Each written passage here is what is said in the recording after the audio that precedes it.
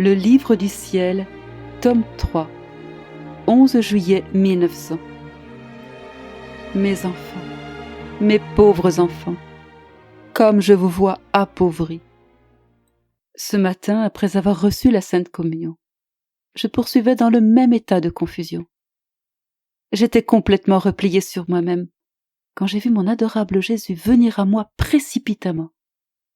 Il me dit : « Ma fille, amoindris un peu ma colère, autrement... » Tout effrayé, je lui dis : « Que veux-tu que je fasse pour diminuer ta colère ?»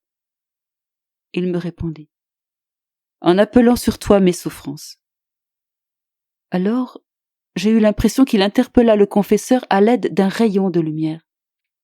Celui-ci manifesta immédiatement la volonté que je souffre la crucifixion. Le Seigneur bénit Agréa, et je me suis trouvée dans des souffrances si grandes que j'ai eu l'impression que mon âme allait quitter mon corps.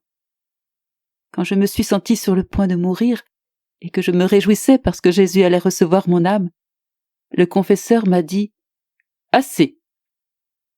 Alors Jésus m'a dit : « L'obéissance t'appelle. » Je répondis : « Seigneur, je veux vraiment continuer. » Jésus reprit : « Que veux-tu de moi ?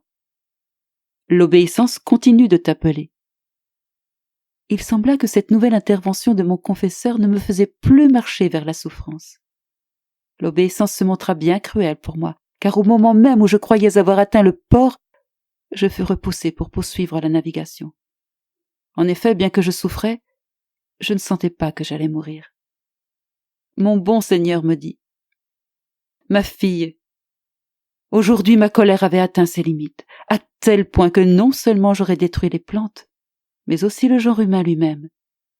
Si tu n'avais pas amoindri ma colère, c'est ce qui serait arrivé. Et si le confesseur lui-même n'était pas intervenu en rappelant en toi mes souffrances, je n'aurais même pas eu un regard pour lui.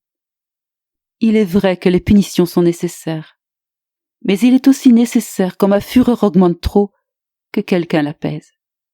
Autrement, j'enverrai beaucoup de punitions. » Puis il me sembla voir Jésus bien fatigué se plaindre en disant : « Mes enfants, mes pauvres enfants, comme je vous vois appauvris. » Puis, à ma surprise, il me fit comprendre qu'après s'être un peu calmé, il devait poursuivre avec les punitions. Mes souffrances avaient servi seulement à l'empêcher de trop s'emporter contre le peuple. Ô Seigneur, sois apaisé et aie pitié de ceux que tu appelles tes enfants.